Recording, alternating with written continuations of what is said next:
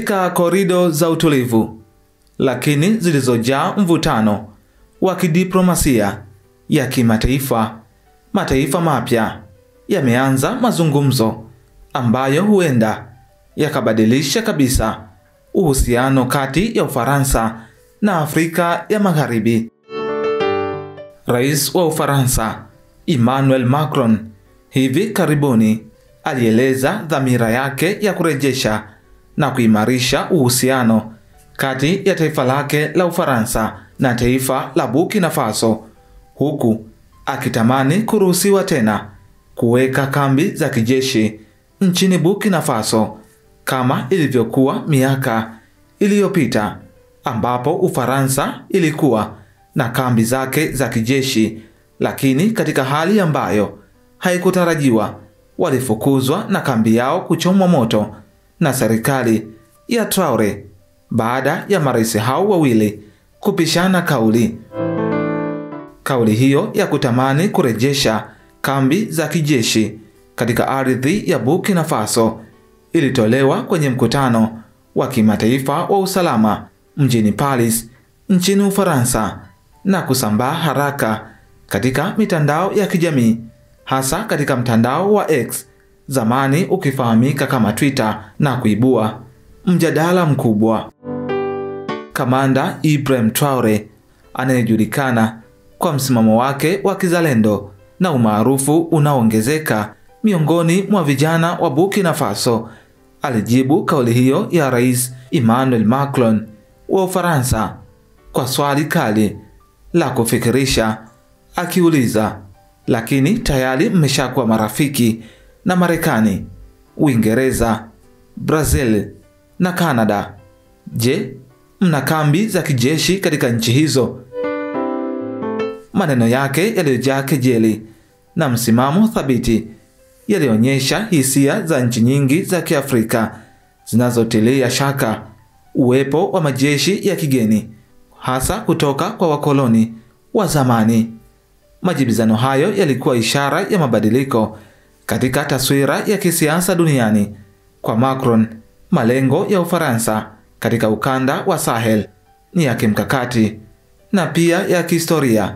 Katika miaka ya hivi karibuni, Ufaransa imekuwa ikipoteza ushawishi wake wa kijeshi, hasa baada ya kuondolewa nchini Mali na kushuhudia chuki dhidi ya Ufaransa ikikuwa katika mataifa ya Niger na Burkina Faso.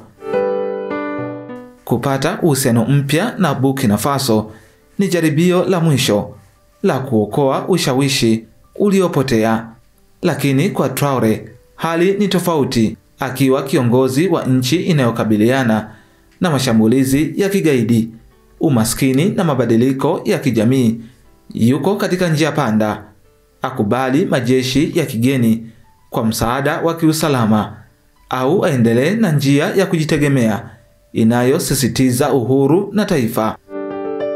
Jibu lake kwa Macron halikuwa swali tu, lilikuwa tamko, ishara kwamba Burkina Faso haitakubali kushurutishwa. Ujumbe wa Macron unasema kuwa kambi hiyo ya kijeshi haitakuwa alama ya ukoloni mpya, bali ishara ya ushirikiano.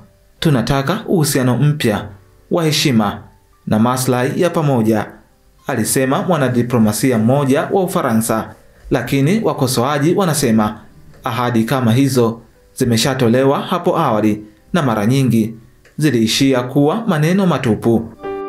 Kwa sasa raia wengi wa Burkina Faso wanamuunga mkono Traore, wanahisi kuwa huu ni wakati wa kuandika historia mpya ya kujitegemea na kuilinda ardhi yao dhidi ya ushawishi wa mataifa makubwa. Maandamano dhidi ya uwepo wa majeshi ya kigeni yamekuwa yakiongezeka, yakionyesha kwamba siasa ya Afrika inabadilika kwa kasi.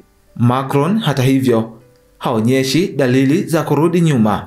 Kwa Ufaransa, Sahel ni eneo la umuhimu mkubwa kwa usalama wa Ulaya dhidi ya ugaidi na biashara haramu ya silaha. Lakini bila ridhaa ya viongozi wa Afrika, hasa wale walio na nguvu ya kisiasa na ushawishi wa wananchi, mpango huo unaweza kuwa wa bure.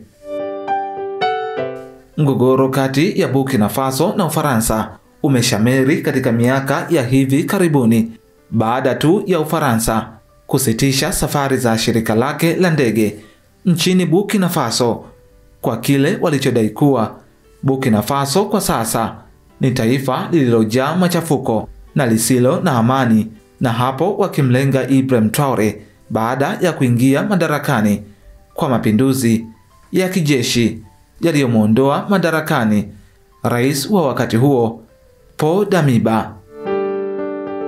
Mara baada ya kusitisha safari hizo za ndege, Traore aliwatimua raia na wanajeshi wote wa Ufaransa na kuwaamuru warejee makwao na kuagiza kambi za jeshi la Ufaransa zichomwe moto, huku akisema kuwa ni wakati wa Mwafrika kujitegemea yeye mwenyewe na sio kutegemea wazungu wa kikoloni ambao wengi wao huja kuiba rasilimali za Afrika kama madini na kuzipeleka makwao na kuwaacha Waafrika wakiwa maskini wa kutupwa, huku wao wakiendelea kunenepa.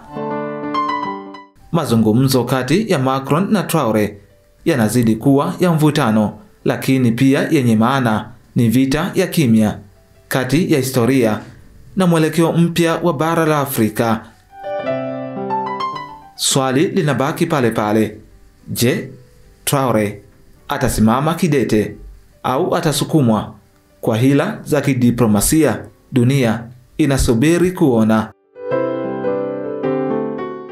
Endelea kufuatilia BMTV Tanzania. Jina langu ni Castle Elias.